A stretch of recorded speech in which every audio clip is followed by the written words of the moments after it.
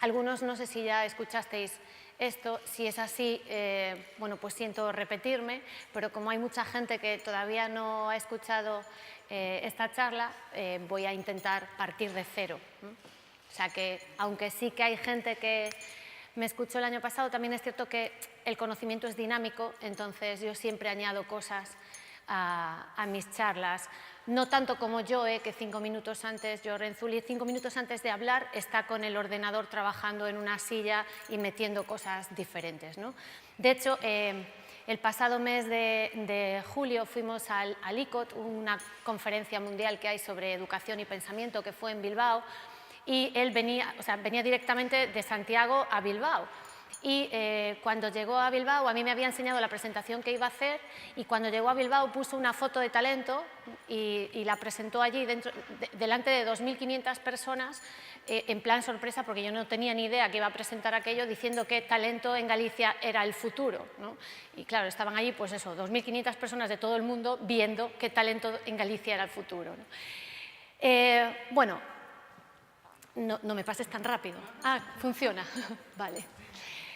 Bien, en la introducción, cuando os di la bienvenida, ya hablamos un poco de nuestro querido Piteas, ¿no? Y como también dije en la bienvenida, yo siempre me quedo con la parte más emocional de las cosas, ¿no? Porque va con mi forma de ser. Soy profesora de educación emocional en Magisterio en la Universidad de Santiago, y cuando les hablo de la empatía digo que hay gente que tiene que aprender a ser empática y hay gente como yo que tenemos que desaprender a ser empáticos, ¿no? Porque a veces el ser demasiado empática o empático juega malas pasadas.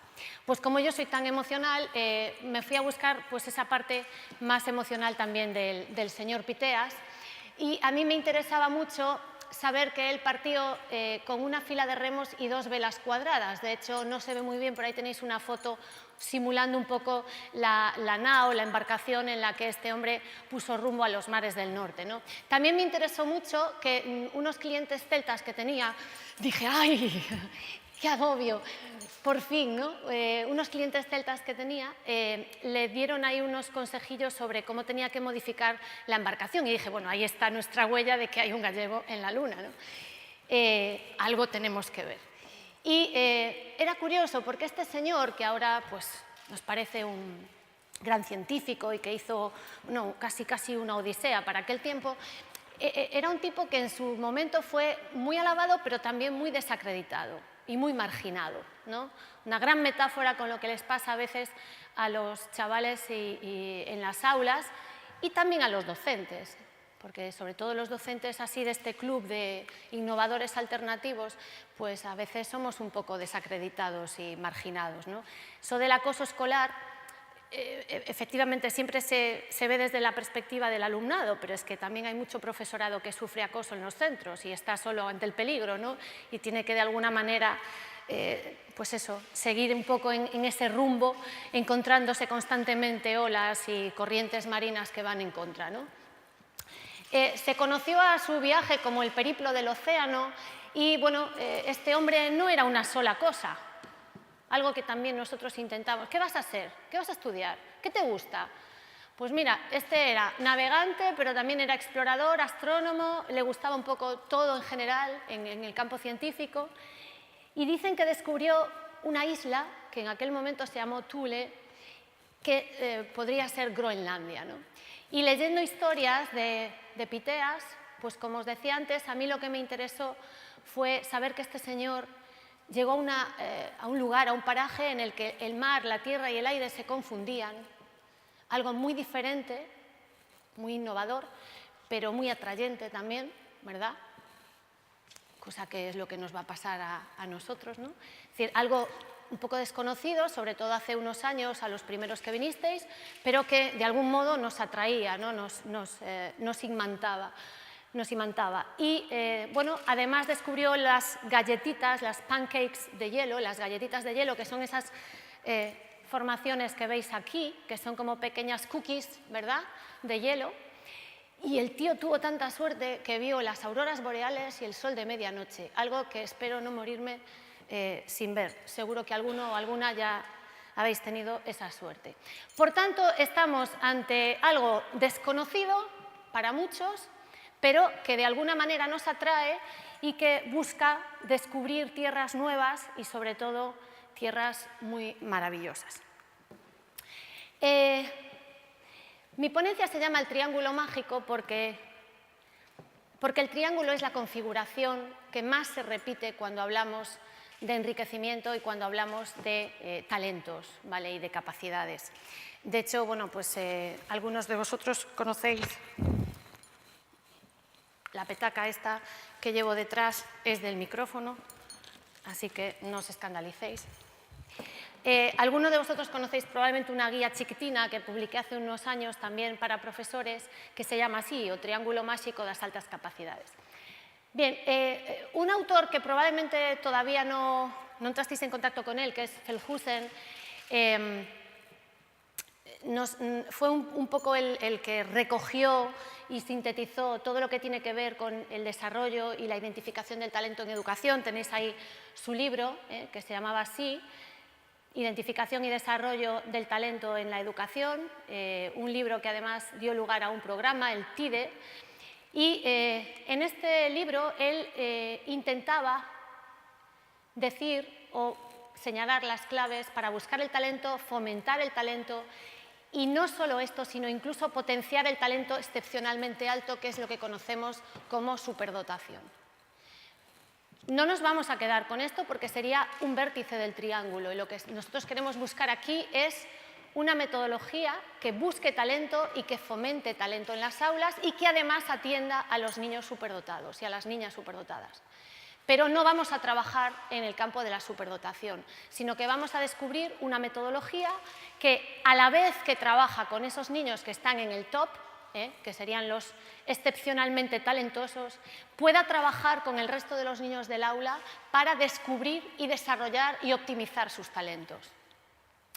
De hecho, él hablaba de que la identificación y el desarrollo del talento en todos los niños y niñas eximía de los problemas de identificación de los superdotados. Es decir, si ya identificamos y desarrollamos los talentos de todos los niños del aula, esos que son excepcionalmente talentosos se van a ver beneficiados. Esa es la idea. Bien, aquí tenéis estructuras, una vez más, triangulares y, bueno, de lo que son pirámides triangulares también, donde se nos habla de las claves en la educación del talento. Aquí tenemos una que nos habla de experiencias, estilos y motivaciones. Esto ya es pre-Renzulli, es decir, luego hablaremos de Renzulli, pero quería partir de más allá. Y este sería otro modelo en el que trabajó mucho Feldhusen, que hablaba de un doble triángulo. La parte azul serían disposiciones genéticas, experiencias escolares y experiencias familiares que dan lugar al talento, y la parte roja serían intereses, estilos de expresión y estilos de aprendizaje que, combinadas en ese sexteto, todavía fomentarían más el desarrollo del talento. Bien, Joe y Sally, que estarán con nosotros a partir de mañana, en una traducción así un poco literal, decían que el desarrollo del talento es la tarea principal de nuestro campo y nunca, nunca debemos perder de vista este objetivo sin hacer caso del sentido que pueda tomar el esfuerzo por la reforma educativa. Es decir, para ellos el centro de cualquier proceso reformador en la educación es la búsqueda y el desarrollo del talento. Hay muchos autores que han trabajado en este tema, desde Bloom, el famoso Bloom de la taxonomía de Bloom, que todos hemos estudiado, que ahora nos parece como un tipo muy antiguo, pero que al final volvemos a trabajar sobre la taxonomía de Bloom, es decir, todo se repite, no hay nada por inventar en educación. Hay mucho mercantilismo, pero hay muy poco por inventar, ¿no? Entonces, estamos todo el día poniendo sobre la mesa cuestiones educativas, a ver si hacemos una competición de si este señor sabe más que aquel o el otro vende más libros que el otro, y si los programas de no sé qué, pero realmente hay mucha gente que se está aprovechando de esta supuesta crisis educativa, pero que no va al meollo de la cuestión, es decir, todo es como una especie de globo sonda en los medios de comunicación principalmente, pero que no van a lo que es el centro de la cuestión, ¿no? Pues además de Bloom, que sí que le conocemos, está Treffinger, está nuestro querido Howard Gardner, está François Gagné, que es otro autor que trabajó mucho en el tema del talento, y está Joe Renzulli. Y vamos a ver por qué nosotros hemos optado por Renzulli, porque, entre otras cosas, de todos ellos es el único que pone encima de la mesa una metodología que sirve para descubrir y para optimizar el talento en las aulas a partir del sentido común. Hablábamos antes, hablaba José en uno de los talleres, que para él el sentido común era lo fundamental en su teoría, ¿no?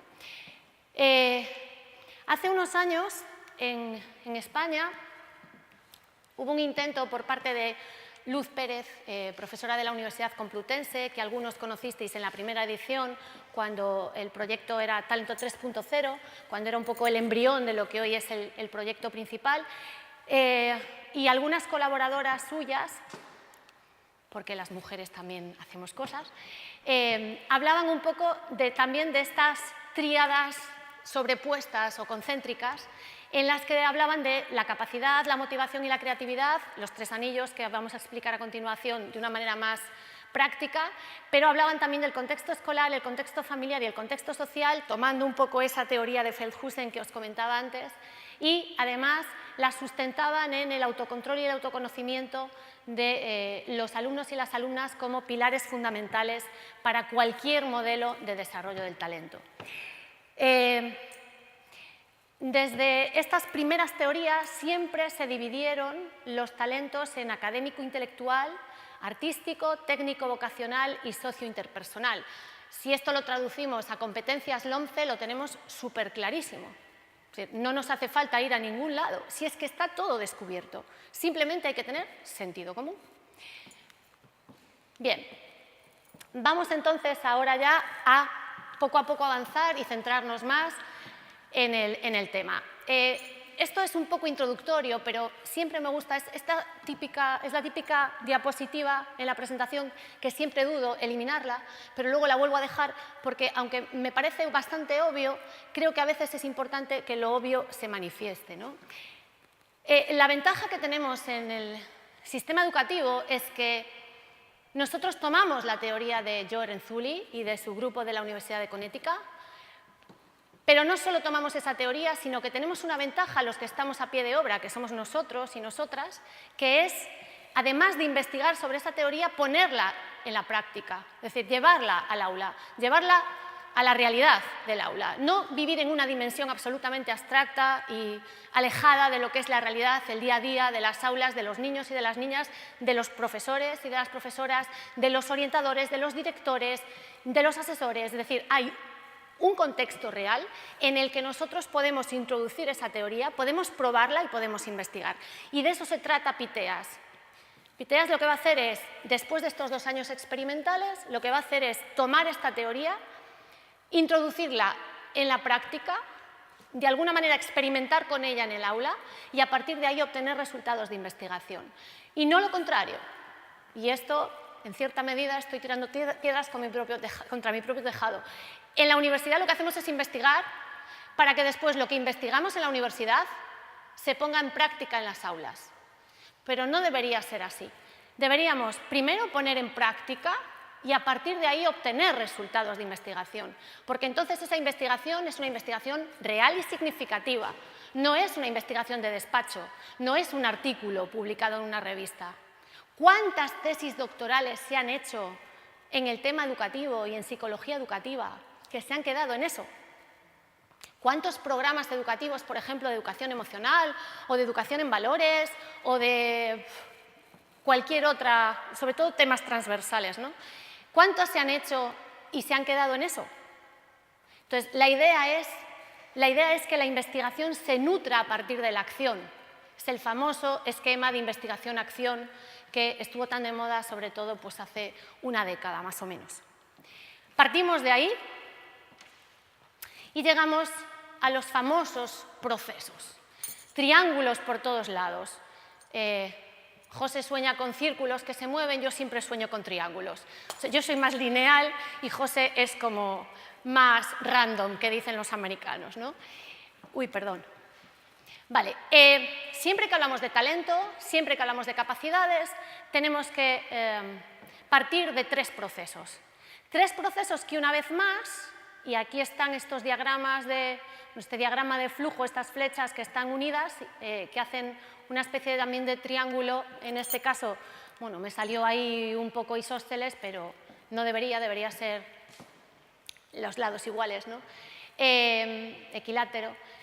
Pues esos tres procesos serían definir, identificar e intervenir. Y estos tres procesos, una vez más, forman parte de un todo. No tiene ningún sentido en un aula identificar por un lado e intervenir por otro. Es decir, no tiene ningún sentido que primero tengamos que tener a un niño identificado como talento matemático para poder optar a un enriquecimiento como el que vamos a ver durante estos días, por ejemplo, tipo 3. Es al revés. Muchas veces el hecho de trabajar con enriquecimiento en el aula hace que surjan de la nada, muchas veces de la nada porque no los esperamos, que de repente es como cuando un grifo o una fuente se rompe y empiezan a brotar, ¿no?, hilos de agua, y ahí surge el talento, en ese momento, porque es el momento adecuado. Si nosotros creamos situaciones, los talentos salen. Si nosotros cerramos, si vamos poniendo parches en las tuberías, los talentos se ocultan. Ese proceso es el proceso de identificación. Le doy tanta meneo a esto que me lo cargo. Este es el proceso de identificación que está muy unido a la intervención y obviamente a la definición. A principios del siglo XX, sobre todo a partir de las guerras mundiales, de la Primera y de la Segunda, la inteligencia estaba muy unida a los test de inteligencia. Todavía hay gente que lo sigue uniendo. Yo acabo de llegar del Congreso ANEIS iberoamericano, perdón, el Congreso hispano-portugués de superdotación y altas capacidades de Coimbra, y bueno, había allí un señor alemán, ¿verdad?, que sacó el factor G de Cattell y dijo que eso era el único instrumento que nos servía para identificar en las aulas, el factor G de Cattell. Y estuvo 1 hora y media hablando del factor G de Cattell y de la importancia de descubrir cuál es el factor de inteligencia en los alumnos, ¿no? Entonces, bueno, hay algunos que se quedaron ahí en las corrientes psicométricas. Evidentemente, para ese señor, si define la alta capacidad o define el talento en base a un factor general de inteligencia, pues está claro que pocas oportunidades educativas vamos a tener para nuestros alumnos y para nuestras alumnas, ¿no? Entonces, en función de cómo definamos, identificamos e intervenimos. Si definimos el talento como algo mucho más abierto, como algo que puede surgir en cualquier momento en una determinada persona o en este caso en un determinado alumno, está claro que la identificación va a ser distinta y la intervención, por ende, también. Es importante destacar que para identificar hay dos líneas. Una es la identificación propiamente dicha. Algunos y algunas habéis estado en el taller de purificación y de Margarita, en el que os han hablado un poco del proceso de valoración o de identificación. Es cierto que esa identificación propiamente dicha la hacen fundamentalmente los departamentos de orientación y los equipos de orientación específica, que además en cada provincia tienen unos especialistas, pero el proceso de detección lo tiene que hacer el docente. El proceso de detección es prioritario y es anterior a la identificación. Es cierto que a veces no sabéis exactamente lo que le pasa a un alumno o a una alumna, pero sí sois conscientes de que algo le pasa, algo es distinto, algo no encaja con lo habitual. Sigue un perfil de conducta, de comportamiento, luego lo veremos, un perfil motivacional, un perfil de rendimiento que no encaja. Y a lo mejor, insisto, no tenéis ni idea de lo que puede estar pasando, pero sois los detectores. Es como los detectores de metales. Los que sois de costa y conocéis al Manuel que sale por las noches y vais por la playa dando un paseo romántico y de repente oís pi, pi, pi, pi, pi, y está el Manuel ahí detectando todas las monedas y todas las cosas que se ha dejado la gente el domingo en la playa, ¿no? Ese aparatito, el detector, es el que tenéis vosotros en la clase. Y vais con el aparatito pi, pi, pi, pi, pi, pi, y a veces el aparatito pita y realmente no sabéis si habéis encontrado una moneda de oro, una moneda de plata, una moneda de bronce o un céntimo, ¿no? Pero pita. Entonces, ahí hay algo. Luego ya le llevaremos al experto para que nos diga si es plata, si es oro, si es bronce, y cuidado porque tampoco quiero jerarquizar. No hay niños de oro, niños de plata, niños de bronce, que se me puede entender mal, ¿eh? Es un ejemplo. Si queréis le ponemos otro ejemplo. No sabemos si es pues, un encendedor, una moneda, es decir, no sabemos lo que es y luego ya le llevaremos a la luz al experto a que nos lo diga, ¿no? Pero no lo sabemos, pero sí que estamos detectando algo. Entonces, la detección es una misión y una responsabilidad de los docentes. En todo, no solamente en los talentos, pero estamos hablando de talento. Fijaos, aquí, no sé si se ve bien, no, porque además bueno, se me pasó a animarlo, pero es igual. Este es un resumen, como esto lo vais a tener impreso o por lo menos online. Este es el esquema del modelo de la puerta giratoria ¿Qué pasa? Que yo no voy a hablar de identificación, por eso no me voy a meter con esto, que utilizan en la Universidad de Connecticut, basado en el modelo de Joe de los 3 anillos y, por supuesto, en el SEM, ¿no?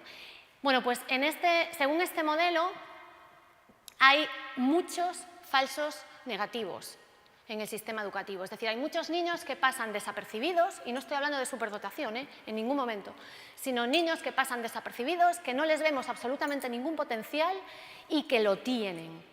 Es más, incluso en la identificación, y os lo digo yo que me dedico a eso, hay niños que en las pruebas psicométricas y más baremadas pasan desapercibidos. Entonces, yo siempre confío mucho más en la detección del profesor y mucho menos en el CI que dan los test de inteligencia. Porque es que además el CI me da una sola información, pero la detección me da muchas más. Y ahora lo vamos a ver. Cuando yo me planteé organizar todo esto, pues lo que hice fue, de algún modo, hacer como una especie de bipolaridad entre 2 tipos de perfiles. Los perfiles más implícitos y, por tanto, menos visibles, y los perfiles más explícitos, que son los que nosotros, profesores y profesoras de cualquier nivel, podemos observar a simple vista. ¿Qué observamos en nuestros alumnos? Un perfil de conducta, está clarísimo. Se levanta, se sienta, no para, esta semana no hace nada, tira el lápiz 50 veces, sale de clase, quiere ir al baño, no para de hablar, molesta a sus compañeros. Todo lo contrario, no se mueve, no parpadea, no toma notas, no apunta nada en la agenda. Eso es perfil conductual.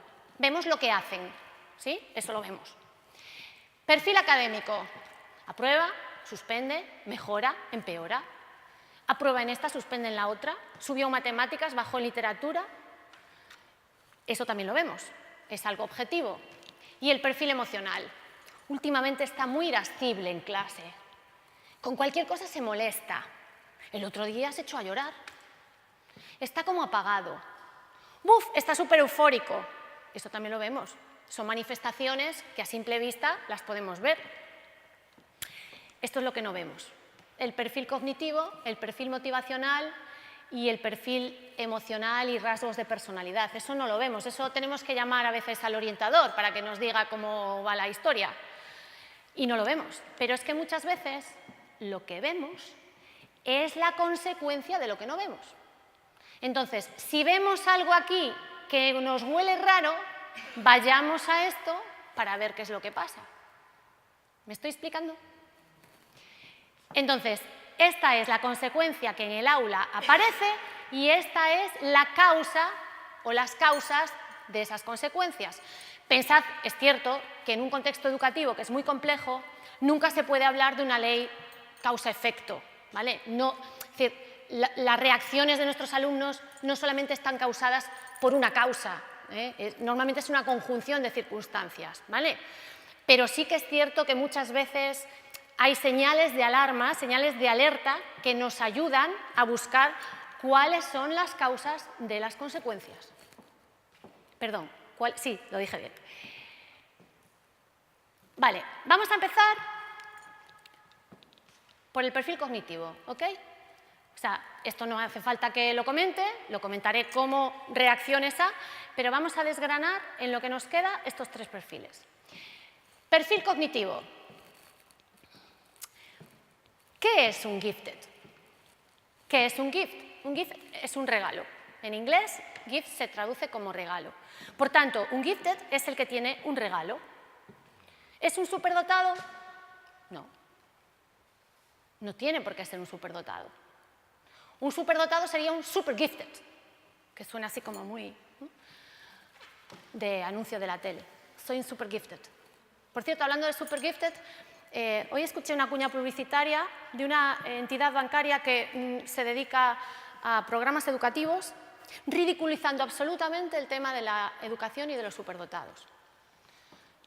Cuando descanse de esto, mandaré una carta a quien tenga que mandarla, porque me parece que, igual que no se debe ridiculizar a un niño con dislexia o a un niño con TDAH, no se debe ridiculizar a un niño con superdotación, ¿no? De hecho, seguro que si hubiesen ridiculizado la disfemia o la dislexia o el TDAH, hubiese habido una protesta monumental de las asociaciones de madres y padres de niños con, pues creo que de alguna manera tienen que pensar que los que trabajamos en este campo también nos sentimos perjudicados. Era una anécdota, ¿vale? Pero queda ahí, así me quedo como más tranquila. Bien, cuando hablamos de super gifted, hablamos de superdotados, y efectivamente eso es un 3% de la población, son pocos, pero existen, y también hay que tenerles en cuenta, existen. Pero sobre todo lo que nos vamos a encontrar en las aulas son talentos. Y en infantil, y hay gente de infantil en este proyecto, nos vamos a encontrar a los típicos niños con precocidad intelectual, es decir, que va muy rápido en su desarrollo y que la profe de 5 años ya no sabe qué hacer con él porque sabe leer, sabe escribir, sabe sumar, sabe restar y no sabe ya decir qué más objetivos curriculares puede trabajar. El problema es que además, si adelanta objetivos curriculares, la de primaria le dice cuidado, cuidado, que después yo el año que viene a ver qué hago. Entonces, es como una especie de presión añadida, ¿no?, de ¿qué hago? Que me va a matar la de primaria si le enseño a multiplicar. Entonces, esos son los precoces. Bien, pues esta palabreja, gifted, es una palabra mucho más democrática y mucho más asentada, ¿no? Y por eso, aunque yo soy, bueno, de las que reivindica que Eurovisión se debe cantar en español, en castellano, sí que es cierto que en este caso la palabra gifted me gusta, ¿no? Es decir, creo que de alguna manera la raíz de regalo y después un poco el hecho de ser sujeto paciente de ese regalo es interesante. Sujeto paciente, pero activo, es decir, lo que necesitamos es que ese sujeto paciente de alguna manera aproveche ese don. Estaríamos hablando de dones, ¿vale? De talentos, suena como un poco bíblico esto de la parábola, ¿no? Pero estaríamos hablando un poco de esa idea, es decir, de haber recibido un don. Claro, ahí nos encontramos que hasta los niños con necesidades especiales por debajo, en algún momento determinado pueden tener un don, pueden tener un talento. ¿Qué pasa, por ejemplo, con un niño con síndrome de Asperger que es buenísimo en matemáticas? ¿Acaso no es un gifted? Es un gifted. ¿Acaso no tenemos que enriquecer currículum ahí? A pesar de que socialmente y emocionalmente sea un niño con conflictos, con problemas, con dificultades, es un gifted. Y ahí está nuestra acepción amplia del término gifted. Y por eso, entre otros, como decíamos en la presentación, entre otras instituciones, por eso tenemos en este momento el aval absoluto de la Consellería de Educación, porque considera que esta metodología no es una metodología única y exclusivamente para niños que están en lo excepcionalmente superior del talento, sino que es una metodología que sirve para los niños que también están debajo de esa excepcionalidad superior. ¿Me seguís? Bien, siguiendo con el perfil cognitivo, vamos avanzando y llegamos a los famosos anillos de José, que ya no sé si llamarle de Joe o de José, ¿no?, que se mueven y sale Nicole por allí por el medio. Esa es una idea muy importante en este modelo, ¿vale? La dinámica o el dinamismo de los anillos. Los anillos aquí están muy bonitos. Mira, se han movido la pantalla. Los anillos están muy bonitos y están muy simétricos y es una intersección cuasi perfecta, pero los anillos se mueven. Y como los que fuisteis al taller de José escuchasteis, pues a veces la persistencia en la tarea pues es un poco más pequeña o es un poco más grande. La creatividad, mañana hablaremos de creatividad por la mañana, conmigo a las 12:30, también a veces es más grande y a veces es más pequeña, y aquí estaría esa superioridad intelectual, ¿no? Ese dominio especial que no tiene por qué ser en todo, ¿eh? Puede ser una superioridad intelectual solamente para un área determinada, ¿vale? Bien, está claro también que estas dos variables son las que están bajo mayor responsabilidad del docente, la creatividad y la persistencia en la tarea. Si un niño es bueno en un dominio, por ejemplo en matemáticas, independientemente de que tú le estimules o no en la asignatura, él va a seguir siendo bueno. Esto de la inteligencia desaparece, hombre, es como la energía, realmente no desaparece, pero se transforma, ¿no? Entonces, sí que es cierto que a veces si no estimulas, si no refuerzas, si no incentivas, si no provocas, la cosa se aletarga, pero no desaparece, ¿no? Pero esto sí que desaparece, y ya no digamos nada del pensamiento divergente. Ahí os voy a dar mucha caña mañana. Es decir, esto de la creatividad, a partir de segundo de primaria, ya no, que ya estamos aquí, ya no. No es contraproducente la creatividad con la reválida, os lo aseguro. Se puede ser creativo también y aprobar la reválida de tercero, o sea, no pasa absolutamente nada. Entonces, esto es muy importante. Claro, son 3 anillos, ¿no? Pero es que cada uno de los anillos también tiene 3 componentes. Y os lo prometo que no, yo no lo hice a propósito, me fue saliendo así, por eso lo del triángulo me quedó muy ajustado. La superioridad intelectual tiene que ver con 3 variables. Los componentes de adquisición de conocimiento, los componentes de ejecución y los metacomponentes. ¡Cuidado! No es un niño talentoso el que aprende rápido y el que tiene mucha memoria.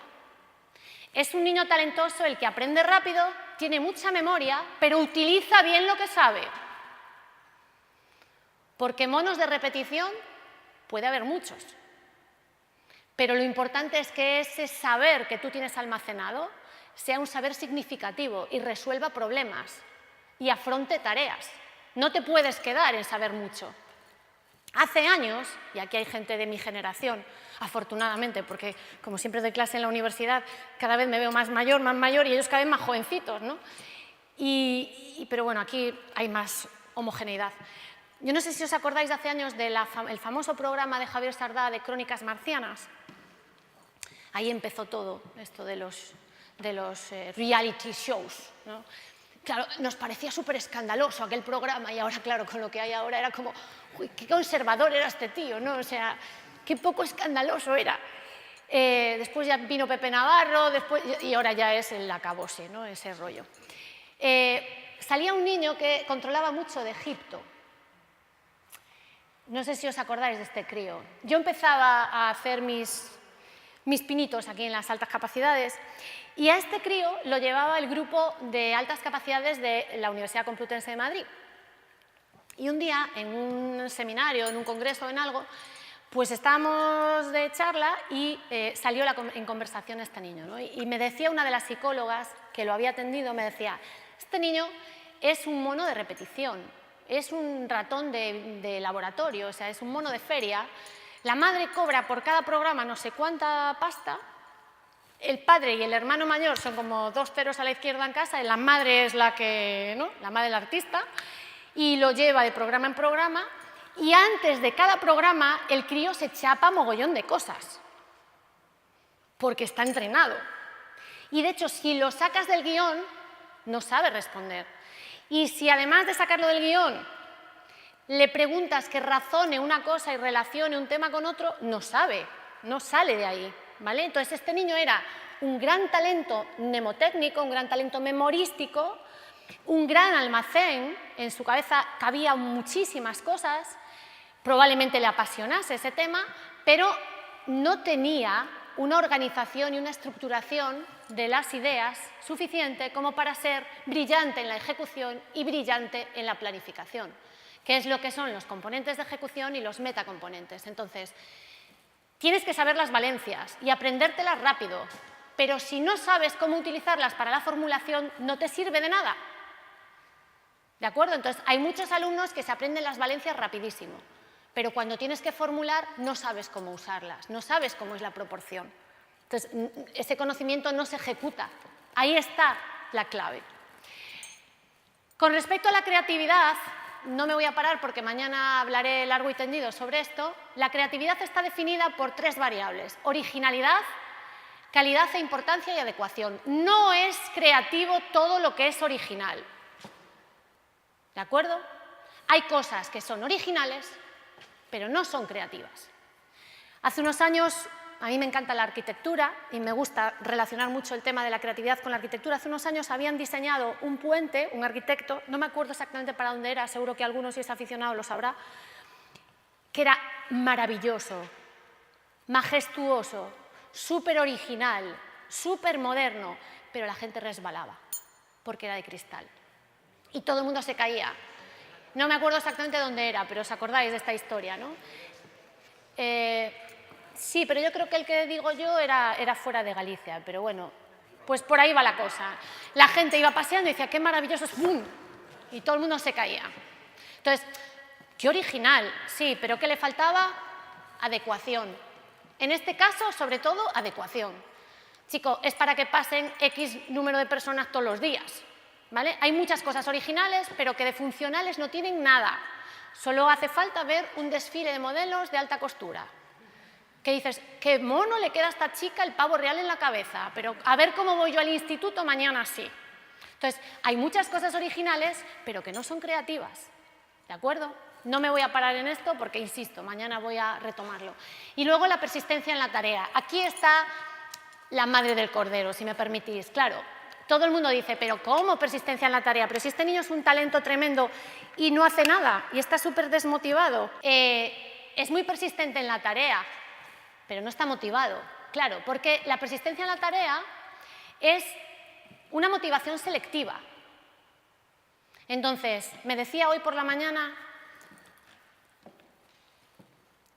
una chica conocida, hablándome de su hijo, porque esto es lo que tiene de malo, vosotros lo sabéis, ¿no? Vas a la peluquería, te hablan del niño, vas a la farmacia, te hablan del niño, es decir, todos los que nos dedicamos a educación nos pasa un poco eso, ¿no? Entonces me decía, mira, es que es una obsesión absoluta por las cuentas. Está en segundo de primaria y se pasa el día buscando incluso tutoriales en YouTube sobre cómo se hace la raíz cuadrada, sobre cómo se hace, no sé qué, sobre las potencias, sobre un montón de cosas, ¿no? Entonces, claro, es tan obsesivo que en eso es capaz de estar 1 hora y 2 horas, pero luego tiene que hacer los deberes de lengua y no los hace. Esa es la persistencia en la tarea de los talentos. Es decir, lo que me interesa, en lo que realmente me lo paso bien y lo que me engancha, persisto tanto persisto, va a ser que no, sí, tanto persisto que llego a estar fascinado. Bryce, a ver, hombre, ¿qué fas mirando para a lámpara? Nada, xa vou. Cabo de 5 minutos sigues explicando, Bryce otra vez. Bryce, a ver, home, que estamos explicando. ¿Qué fas mirando para a lámpara? ¿Ti te estás enterando do que estou explicando? Sí, pero sigue mirando a lámpara, porque está pensando. E estas lámparas que están aquí colgadas do techo, como estarán colgadas sin que caigan? E deben ter aquí algún cable, porque claro, isto pesa moito pola lei da gravedade, debería caer, porque os cables son moi finiños, e tú estás explicando e Bryce sigue con el rollo de la lámpara, ¿vale? Esta es la fascinación, es decir, tiene déficit de atención este niño, no, es que no se entera de nada, no se concentra en clase, está siempre pensando, no es un déficit de atención, ¿vale? Es una persistencia obsesiva en determinadas tareas o pensamientos que son reiterativos una y otra vez y a veces es dificilísimo sacarles de ahí, ¿no? Es decir, vuelve otra vez a la realidad. Y es más, y hay casos todavía más extremos que son aquellos que todavía nos sorprenden más, ¿no? Porque tú dices, no se está enterando de nada. Voy a hacer una pregunta y seguro, y el tío responde. Entonces de ahí apaga y vámonos, dices, bueno, va a ser que voy a tener que, de alguna manera, reconocer que aunque esté mirando para la lámpara 3 horas, se está enterando de lo que yo estoy explicando. Claro, pero el problema ¿cuál es académicamente? Que pierde realmente la concentración. Entonces, él realmente sí que está contestando, porque tú le haces una pregunta, pero pon esa situación en los deberes, por ejemplo, o en tareas que tiene que hacer. Si está embebido con otros pensamientos, al final lo hace todo mal, deprisa y corriendo. Entonces, hay que equilibrar muy bien el aspecto motivacional. Ahora vamos a hablar de motivación, ¿vale? Bien, y algo que es muy importante y que es bastante novedoso en la teoría de Joy, y nos va a hablar de esto, por eso no me voy a meter, es lo que él llama la pata de gallo. ¿Os acordáis de las que fuimos a colegios de monjas, sobre todo, que llevábamos el uniforme? Estaba de moda la pata de gallo, ahora llevan cuadritos escoceses, son más monos, pero yo la pata de gallo os juro que llegó un momento que la odiaba. La mía era verde y marrón y llevaba la pata de gallo. Entonces, el houndstooth es lo que llamamos pata de gallo. Y de esto va a hablar, de hecho tenéis ahí el título de la conferencia, Joe, si no me equivoco, en la última conferencia, ¿vale? ¿Qué es la pata de gallo? Bueno, pues él este modelo lo traslada a este cuadrito y lo pone encima de la pata de gallo. Y lo que dice es que esta pata de gallo es el enrejado o la interacción que hay entre la personalidad del alumno y el ambiente. Es decir, este modelo que es muy individual, porque está hablando de variables que de alguna manera se asientan en el sujeto, en el alumno, ¿vale? A la vez se asienta en un entramado o en un enrejado que es el resultado de la interacción o de la multiplicación o de la mezcla entre la personalidad de ese alumno y el ambiente que le rodea. Y ahí está un poco la responsabilidad social, la responsabilidad económica y la responsabilidad política de una sociedad para que el resultado de esta multiplicación sea positivo y no negativo. ¿Me seguís? De esto os va a hablar Joe, pero bueno, quería dejároslo encima de la mesa. Y luego otro aspecto fundamental es el de las funciones ejecutivas, que están súper de moda otra vez. Desde que se unió la neurología a la educación, y ya tenemos una especie de semiciencia que se llama la neurociencia educativa, ¿vale? Las funciones ejecutivas vuelven a estar muy de moda. Fijaos, algo que es que de lo que se hablaba hace años y ahora vuelven a estar muy de moda, porque realmente las funciones ejecutivas lo son todo. Sobre todo hay dos funciones ejecutivas muy importantes para trabajar con el talento, que son la inhibición. Para trabajar con una parte del cerebro hay que inhibir la otra parte, ¿sí? Y lo contrario, la activación. Para trabajar con la parte que está apagada hay que activar, ¿sí? Es más, la inteligencia emocional,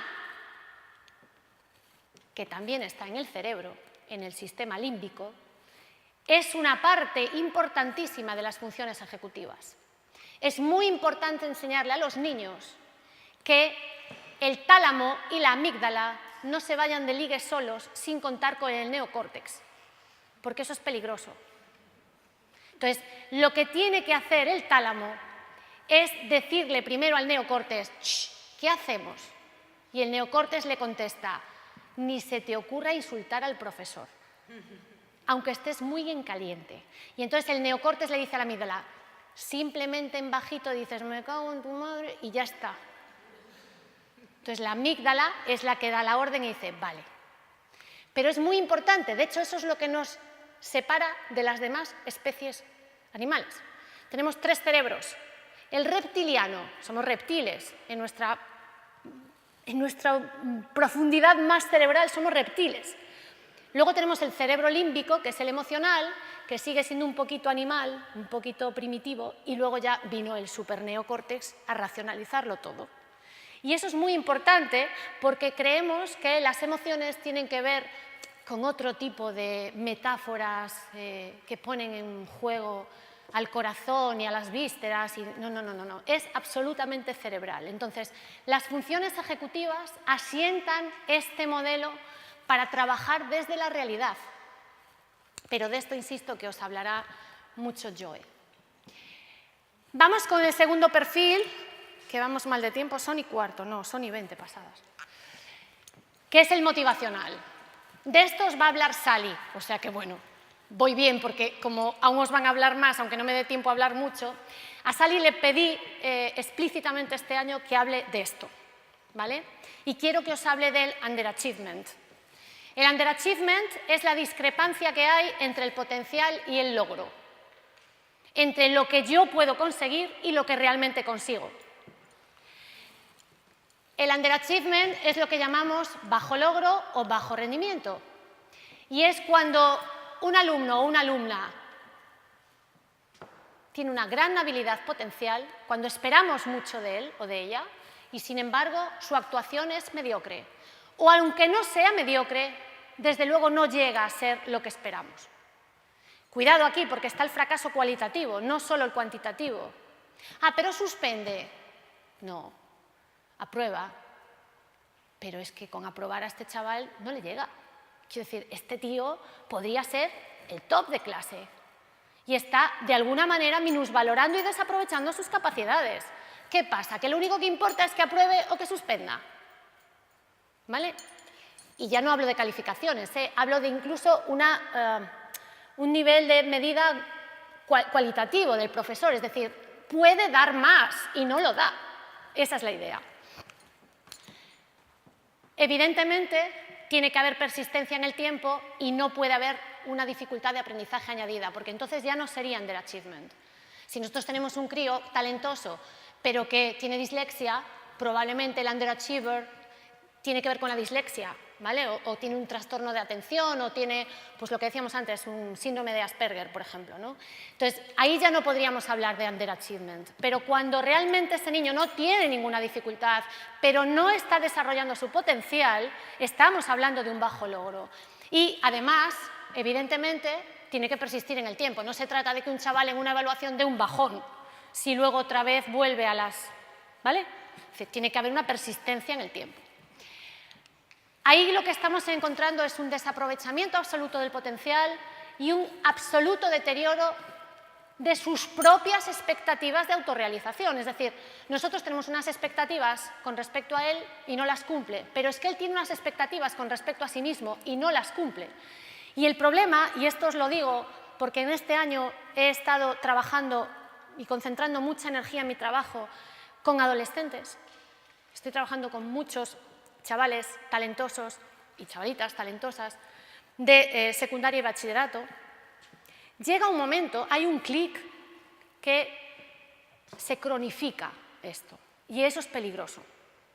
Es decir, quería hacer una especie de metáfora médica, pero no me sale, ¿no? Pero es como cuando tienes un mal y de repente se cronifica, es decir, cuando no es crónico todavía lo puedes remediar, pero cuando pasa a ser crónico se te ha ido de las manos. Es esta sensación de que, y ellos lo verbalizan, trabajando conmigo en el despacho, y me dicen, ya no sé cómo volver atrás. Hace 2 años podía, pero ahora ya no puedo. Es decir, he llegado a un momento de bajo logro y de fracaso tan absoluto, y repito, fracaso no tiene que ver con suspender, ¿no? Que ya no puedo retomar, no sé cómo hacía para aprobar, o no sé cómo hacía para estudiar, o no sé cómo hacía para estar motivado, no sé cómo hacía. Tengo el caso de una niña súper inteligente, que está repitiendo tercero de secundaria y ha suspendido 7 en cada evaluación. Eso es cronificado, es decir, se ha hecho crónico. No sé cómo vamos a volver atrás, porque es imposible. No es imposible, si no, no trabajaría con ella, entendedme, pero es difícil. Es como cuando te pasas, es decir, es como el tema de las drogas, ¿no? Y perdonad que haga un poco esta comparación, pero yo controlo hasta que dejas de controlar. Esto se trabaja mucho en prevención con adolescentes. Y el día que dejas de controlar, ya no te controla la droga a ti, no controlas nada. ¿Qué me estás contando que controlas? Entonces empiezan diciendo, no, si yo cuando quiera, yo me pongo a estudiar y cuando quiera apruebo. No, yo no voy a repetir porque suspendí 7, pero para la última evaluación voy a estudiar como una bestia y ya está. Llega un momento que todo eso ya no es alcanzable.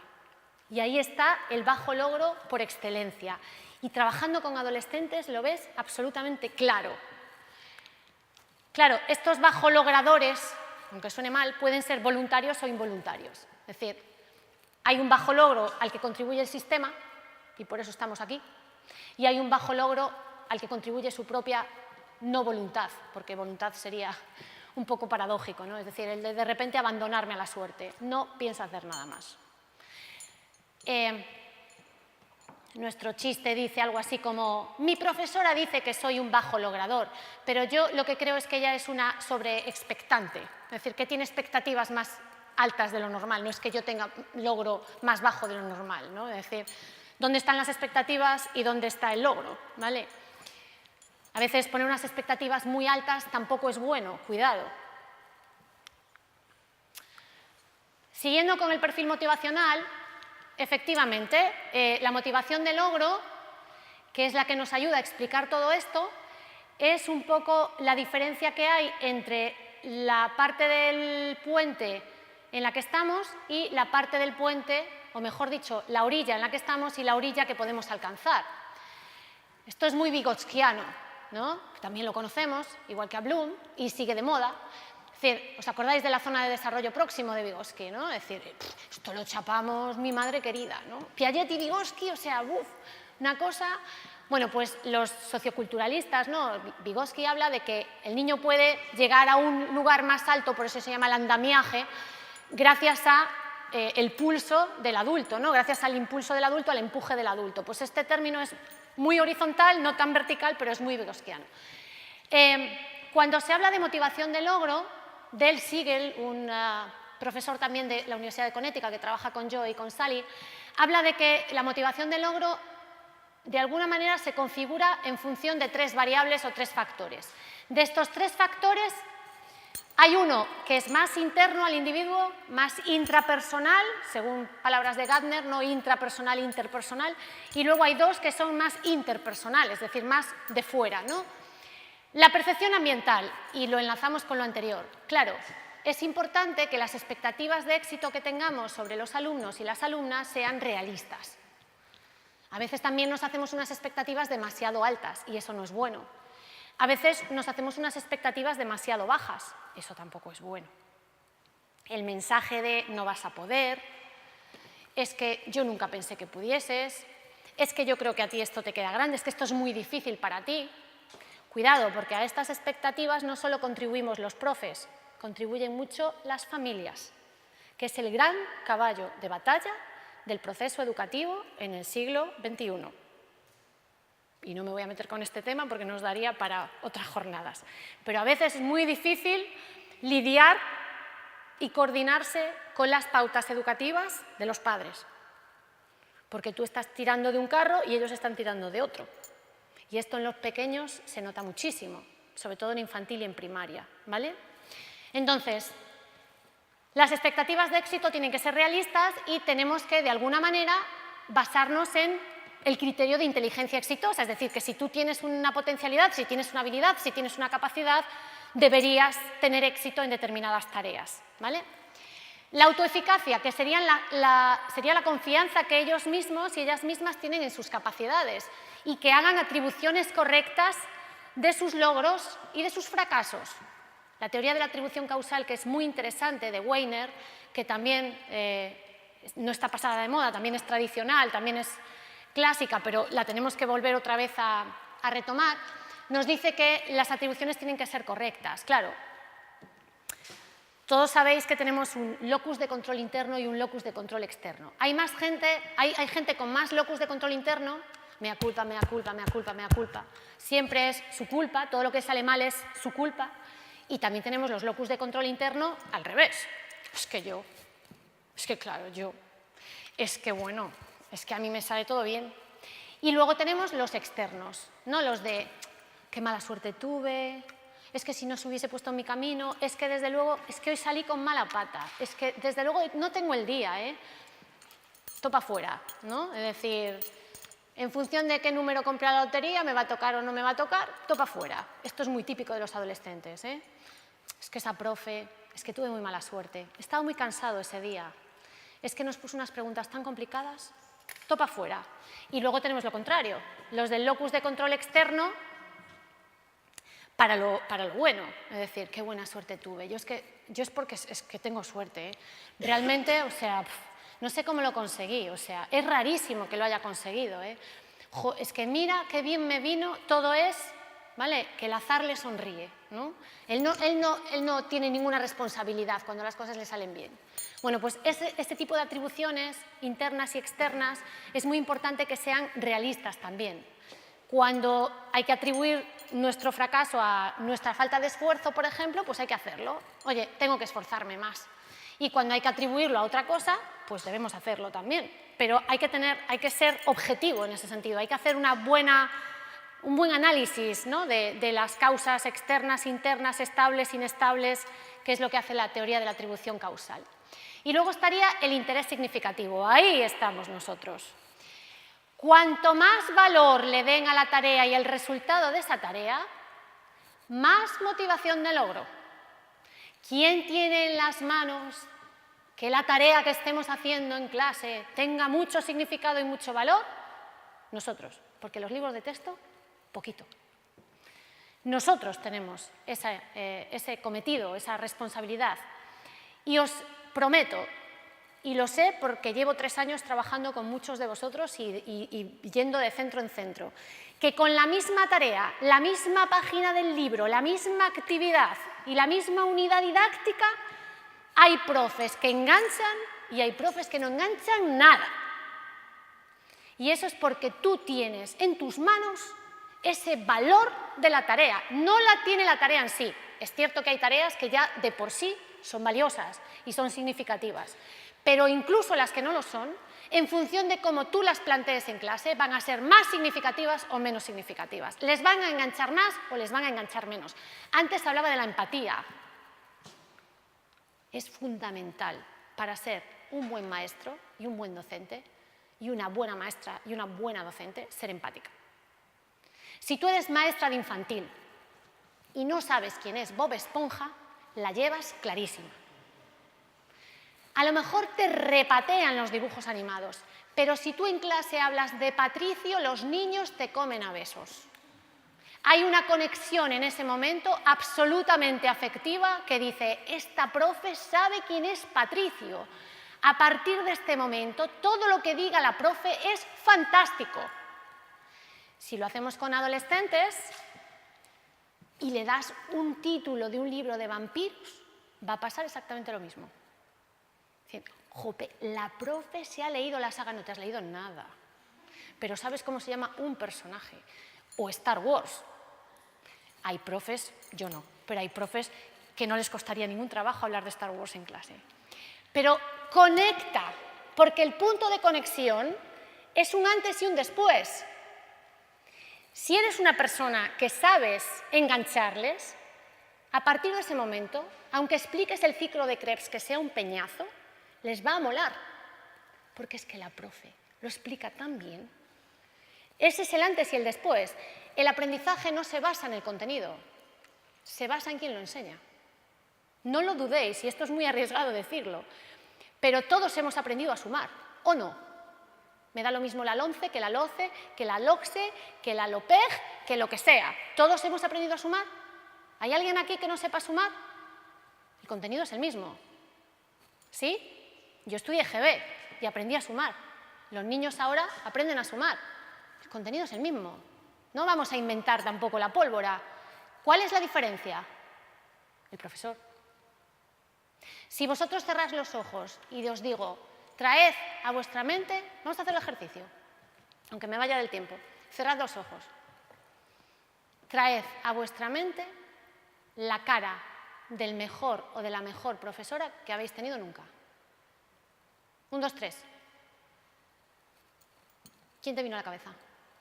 Pues una profe que tuve en el instituto de biología. Vale. Tú que eres jovencita.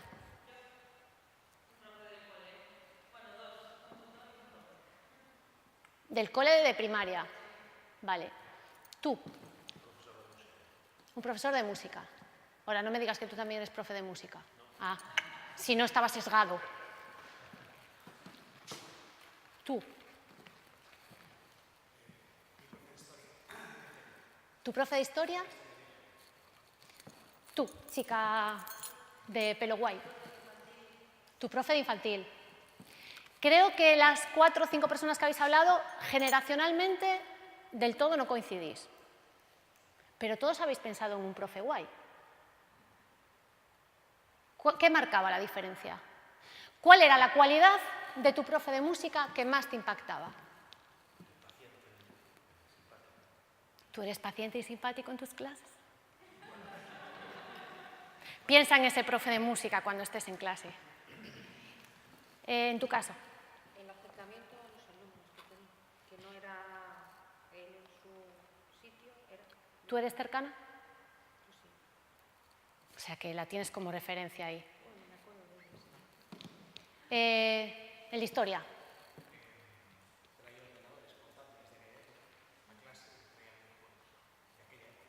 Veis que son criterios muy distintos, ¿eh? Y muy subjetivos, probablemente, porque no es lo mismo, ¿vale? Bueno, yo no te voy a preguntar si tú haces eso y utilizas las TICs, porque claro, sería un poco ridículo, seguro que sí, claro. Pero fíjate, él lo hacía y era un adelantado. ¿En tu caso? Tú eres de las mías. Veis que todos tuvimos profesores maravillosos, ¿no? Y las legislaciones eran distintas, ¿sí? Y probablemente los partidos que estaban en el gobierno también, y los regímenes incluso, hombre, tanto aquí no enchejamos, pero bueno, ¿vale? Mis padres desde luego que sí, y se acuerdan de sus buenos profes, ¿eh? Entonces, ahí está el interés significativo, y ahí está que nosotros, de alguna manera, les presentemos las tareas como desafíos, como algo estimulante, como algo que incentiva, como algo que les, de alguna manera les llama, incluso aunque sean aburridas. Y es más, yo sería muy honesta y les diría, hoy vamos a hacer algo que es un rollo, porque si les dices que algo va a ser súper divertido y no lo es bastante peor. Entonces, tú misma tienes que tener tu criterio para decirles, esto es un poco aburrido, pero no os preocupéis porque nos va a servir para... Una vez a un compañero mío de departamento, que siempre le decía a su hija que todo se aprendía por algo y todo valía para algo, le pilló el toro porque llegó a casa y la hija le tenía preparada una pregunta que fue, papá, estoy con las fracciones. ¿Tú qué dices que todo sirve para algo? ¿Para qué me van a servir a mí las fracciones en mi futuro? Claro, y él pensó, qué rollo, para nada. Porque aquello de, a ver, las fracciones sirven como concepto, pero esto de estar todo el día buscando el mínimo común múltiplo y el máximo común denominador, que ya no me acuerdo muy bien, y de simplificando y dejando de simplificar, y él, muy inteligente, uno de mis compis guays, le dijo, ¿tú vas a ir alguna vez a un campeonato mundial de baloncesto? No. Entonces, ¿por qué juegas al baloncesto? Porque tú dices que hay que hacer deporte y yo me encuentro muy bien jugando al baloncesto y al final, pues mira, me divierte el baloncesto y hago deporte y estoy más sana. Lo mismo. Chica, la mente necesita hacer ejercicio. Entonces, este es un ejercicio fundamental para después hacer cosas mucho más interesantes. En aquel momento se cayó, no sé si después, años más tarde, se lo tuvo en cuenta.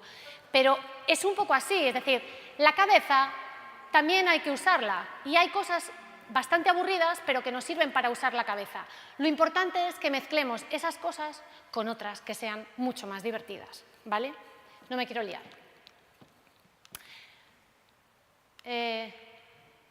Vale. Evidentemente, todo esto tiene que ir acoplado a una autorregulación para que no seamos nosotros los que siempre estemos desde fuera regulando y subiendo y bajando el volumen.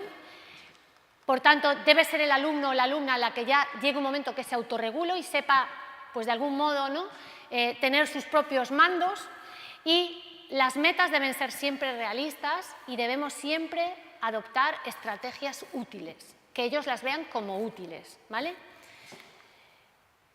Bien, estamos acabando. Dentro del perfil de personalidad hay una teoría muy interesante que yo utilizo, con el permiso de Joe, que es la teoría de su amigo Robert Stenberg, que es un experto en inteligencia, igual de experto que Howard Gardner, pero con menos marketing detrás. Robert Stenberg habla de 3 tipos de inteligencia, no de 8. No quiere decir que sea menos capaz que Howard Gardner, lo que pasa es que él habla de 3, que son la inteligencia práctica, la inteligencia creativa y la inteligencia analítica. En el aula, a diario, utilizamos un 80% de inteligencia analítica, un 10% de inteligencia práctica y otro 10% de inteligencia creativa. Desde que el informe PISA añadió la inteligencia práctica, utilizamos ya como un 60% de analítica, un más o menos, a ver si me salen las cuentas, un 70% de analítica, un 20% de práctica y un 10% de creativa, ¿no? Bien, pues aparte de esta teoría de la inteligencia de Robert Stemmer, él habla de que nuestra mente, en función de nuestra personalidad, de alguna manera funciona como los poderes públicos. No se sabe muy bien ya cómo funcionan los poderes públicos, pero bueno, yo creo que mejor la mente que los poderes públicos, que son el ejecutivo, el legislativo y el judicial, ¿vale? Cuando una mente es ejecutiva, es decir, cuando una mente tiene un funcionamiento más ejecutivo, es porque esa persona necesita pautas de actuación muy claras, muy desgranadas, muy organizadas, ¿sí? Es lo que hablábamos de la inteligencia analítica. La mayor parte de las tareas que hacemos en el aula son ejecutivas. Primero haces esto, después lo otro y después lo de más allá. Primero restas, después sumas, después multiplicas, ¿sí? Primero aprendes la escala musical, luego aprendes la clave de sol, la clave de fa, ¿vale? Es decir, tenemos siempre un orden. Pero a veces, cuando un alumno o una alumna tienen un dominio especial en alguna área, va por su cuenta.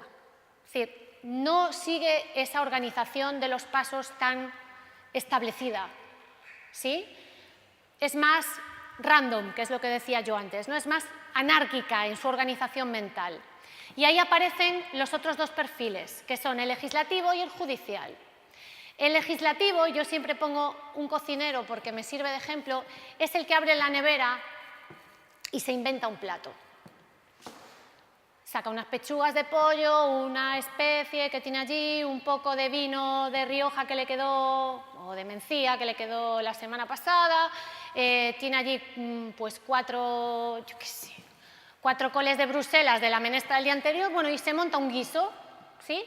Y la gente dice, qué bueno está este guiso, está fabuloso este guiso, es riquísimo.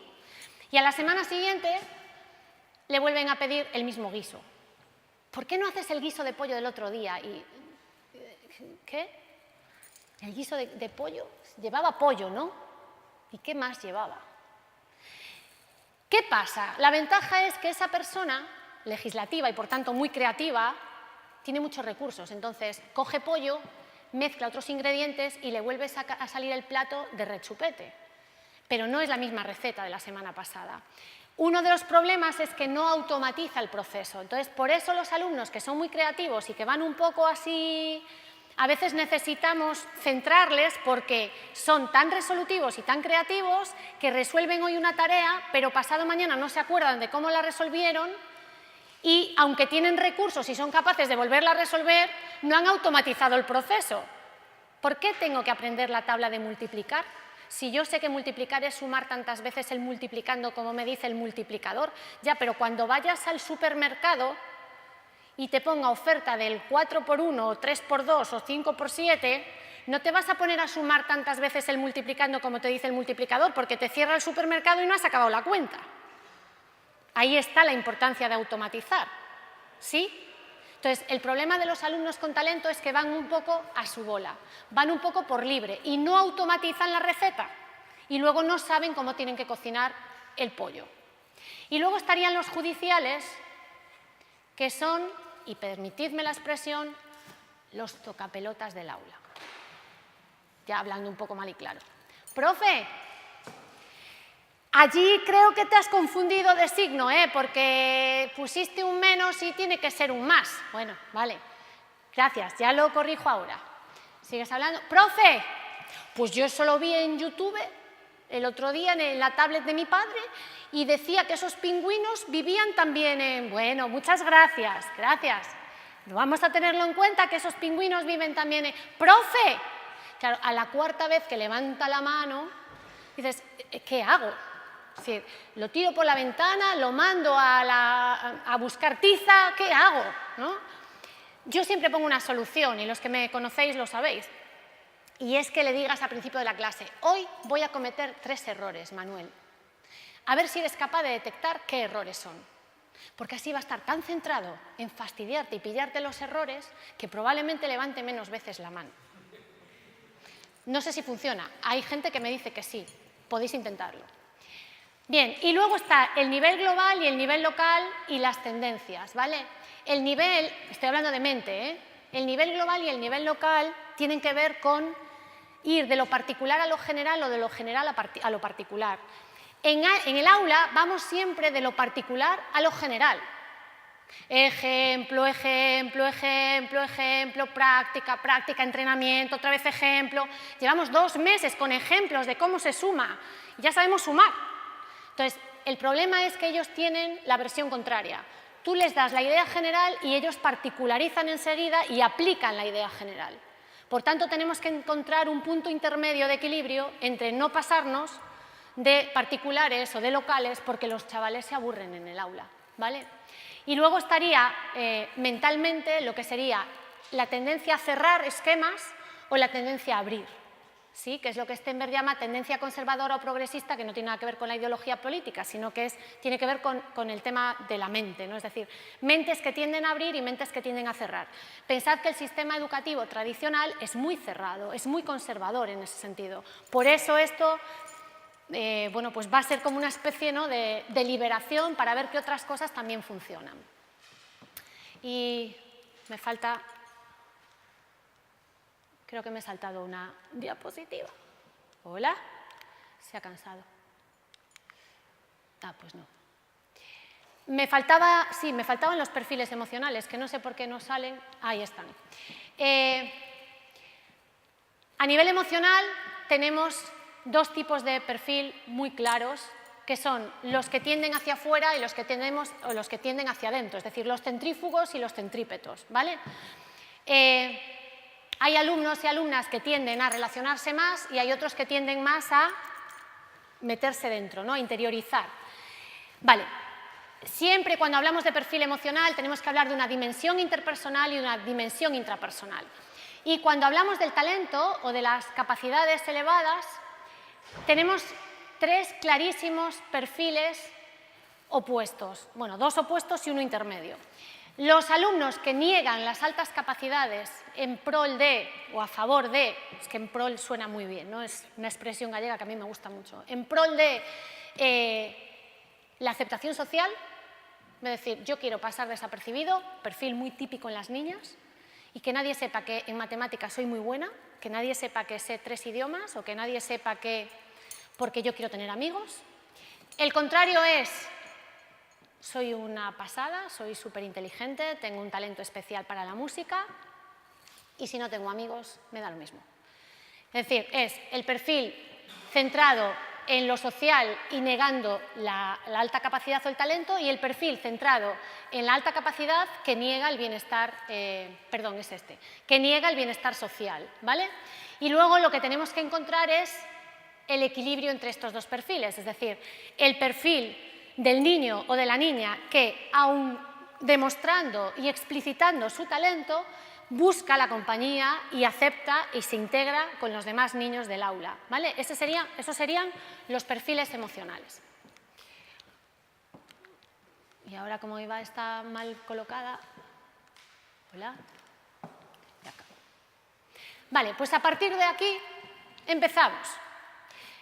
El modelo de enriquecimiento triádico, especialmente el triádico, os han hablado de los clústeres también y de la compactación curricular, pero especialmente este modelo que habla de actividades tipo 1, tipo 2 y tipo 3, es el modelo que más se ajusta a todo esto que os acabo de comentar de los perfiles, porque tiene en cuenta el perfil cognitivo, tiene en cuenta el perfil motivacional y tiene en cuenta el perfil emocional y social de los alumnos, ¿vale?, y de las alumnas. Entonces, yo no voy a continuar porque estos días iréis descubriendo lo que son las actividades tipo 1, tipo 2, tipo 3, pero lo que está claro es que, bueno, está cansado ya. Lo que está claro es que este modelo, que no es un modelo, Joe siempre dice que esto es un plan organizativo, no es un modelo, no es una herramienta al uso, sino que es un plan de organización del centro. Por eso tenemos que trabajar con vuestros centros a tope. Quiero decir, no se trata de que un profesor aisladamente ponga en práctica una metodología innovadora, ¿vale? No se trata de una herramienta, ni una aplicación, ni una nueva tecnología. Se trata de un plan organizativo de centro. Y por eso los centros tuvieron que comprometerse a formar parte de este proyecto, porque es un plan organizativo de centro. Bueno, pues está claro que este plan organizativo nos permite, a partir de lo que se llama la infusión en las aulas regulares, y vais a hablar de la infusión estos días, sabéis lo que es una infusión, es meter una bolsita de té en un recipiente con agua y ahí se mezcla el té con el agua y es una infusión. Bueno, pues la infusión en las aulas regulares, además utilizando recursos y clases especiales con actividades que están dentro del propio currículum, de hecho para eso tenemos un equipo de integración curricular, y teniendo en cuenta todos los modelos organizativos del centro en concreto y centro en cuestión. Es decir, vamos a contextualizar esto en cada uno de los centros. Y este es, evidentemente, el modelo más pedagógico o la herramienta educativa que vamos a utilizar, pero teniendo en cuenta siempre todo esto. Por tanto, ninguno de vuestros centros va a tener las mismas experiencias que el otro, aunque esté trabajando con las mismas herramientas, ¿de acuerdo? Y, bueno, para acabar, simplemente deciros que esta fue la ruta de nuestro colega Piteas y lo importante para mí de este viaje fue que este señor abrió esta parte del mundo al conocimiento de Grecia, algo desconocido hasta ese viaje. Espero que esto sirva para abriros una parte del mundo educativo que hasta este momento era desconocida en vuestros coles y, de alguna manera, que esto sirva para que el resto de la sociedad gallega también lo conozca. Un placer y muchísimas gracias.